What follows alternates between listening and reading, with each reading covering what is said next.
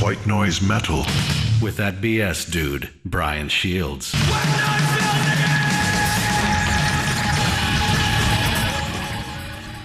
Welcome to WhiteNoiseMetal. I'm that BS dude, Brian Shields, and we're here at the Regency Center in San Francisco on the last day of the Cool Tour.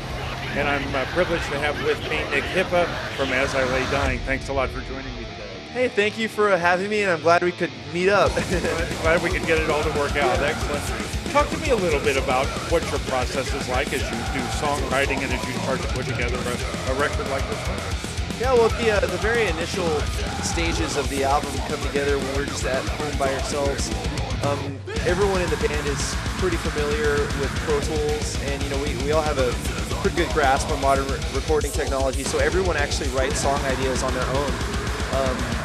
Like programming drums, writing riffs, and getting all the ideas together. And this time we actually just sent songs to each other, and we found that it made it a lot more productive for us when we go to practice, when we go to actually rehearse physically, to have like a clear vision of what it is that we're going for. Because a lot of times, on the old records, we'll have like a couple riffs and like drum ideas, but we'll spend half of the day just trying to communicate what it is we have in mind. And now we kind of communicate that very well, like, hey, this is exactly what I'm thinking. And and then the other members can interpret it and kind of add their own twist on it or change what it is they like about their songs. And has the vision of what you're trying to accomplish changed? Because you guys have been around for a long time.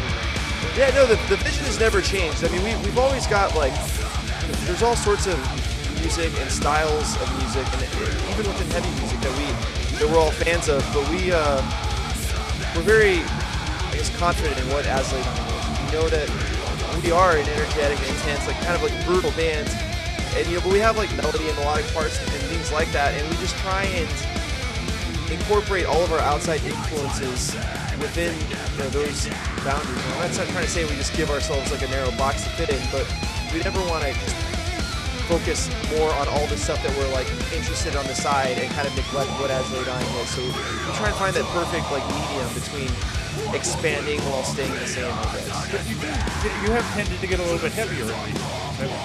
Yeah, and I think that hasn't been like us sitting around and be like, what, we got to write a heavier song or like a heavier record. But that just comes from us, listening to the old songs in our catalog and playing it and just being like, just kind of feel like something could be a little bit more crushing, and someone will write a riff that's just like, wow, that's sick. Like we haven't heard that one before, so let's go with it and see where it goes. And I guess we just had a lot of heavy riffs in our system this time. So let's talk a little bit about Anodyne C. What was the approach on that song? Anodyne C was Phil, our other guitar players. It was his brainchild.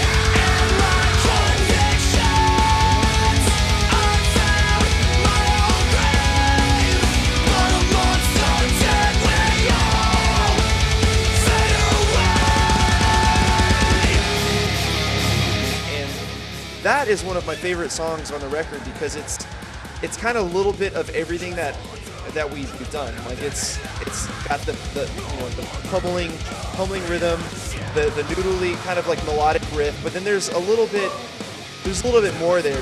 We have a chorus, but after that there's like this post-chorus that kind of incorporates some of the influences that him and I have together, which is like a David Gilmour type, or even like Brian May type.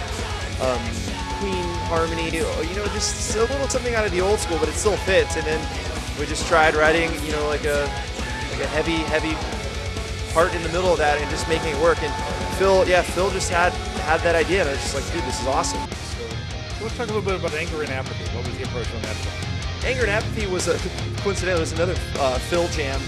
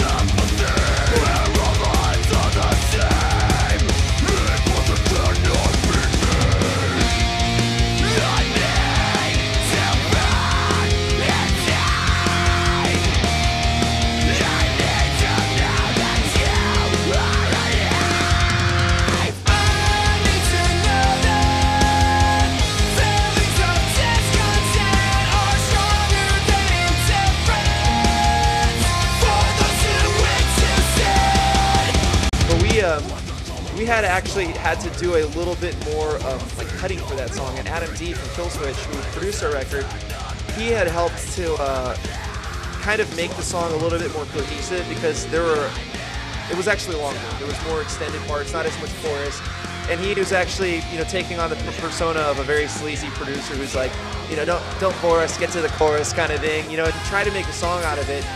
And yeah, the end result is that's probably the most mellow, like non-aggressive song on the record, but it's still got a lot of groove and like guitar harmonies and some pummeling parts. So, I wouldn't say pummeling, just like some of those.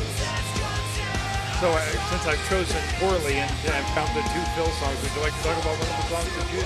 Well, like a song like Without Conclusion or Condemned, or songs that. Condemned, I think Condemned really stands out to me on this record a lot. Oh, cool! That's a song that was more collaborative.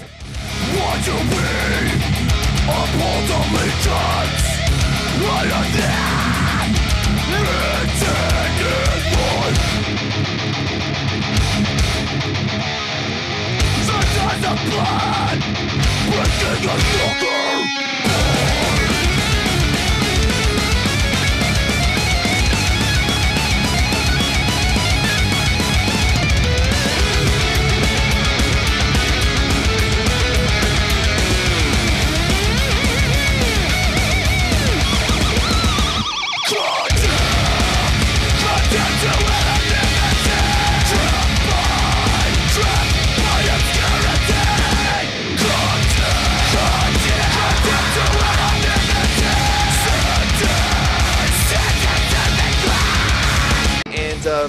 That's one that kind of came together the old-fashioned way, with us sitting in a room and like tweaking things out. Like Josh had the initial idea for it, and we kind of all just sat around and figured out where to go beyond like the first 15 or 20 seconds of it. And we threw in a solo section, which I mean obviously I'm always going to be a fan of. And that's actually the first song I ever recorded with a whammy bar. Just a little bit of side tidbit information. But yeah, that's a song that we thought was really cool and we enjoyed, but we didn't know if our fans would like. But the feedback we've been getting is that that's one of the favorite songs on the record, and it's one of the ones we're playing live now. It's certainly one of the more intense songs that really stood out to me. So I do a segment in the show called Shit We Like. Shit We Like. WhiteNoiseMetal. As far as current metal that's out, I'm a huge fan of Doc.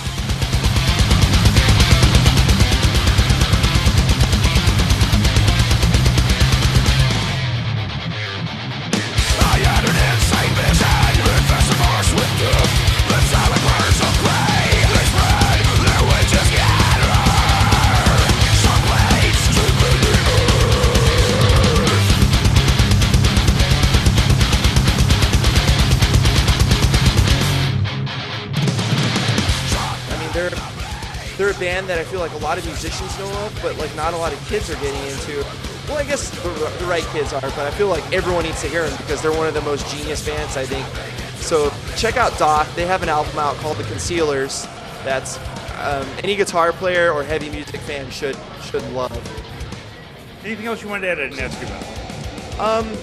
No, nothing really. Like, well, actually, yeah. I mean, if you haven't picked up our newest CD, The Powerless Rise, like I would really recommend it. Even if you've heard of As I Lay Dying before and you never really liked it, or if you've heard of us and you've never liked the band, just go download the newest one because it might change your perspective, because we've grown a lot and there's a lot more to the band these days, I feel. So it might be a better CD to get reintroduced to the band. All right, thanks a lot for your time. I really appreciate it. Yeah, absolutely.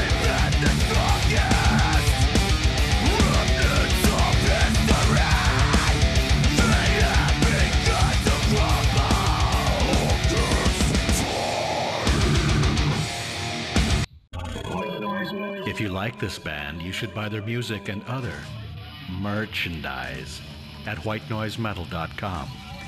If you like White Noise Metal, say so with positive comments on iTunes and MySpace. And please tell your friends about the bands you've heard on White Noise Metal with that BS dude, Brian Shields. Why not?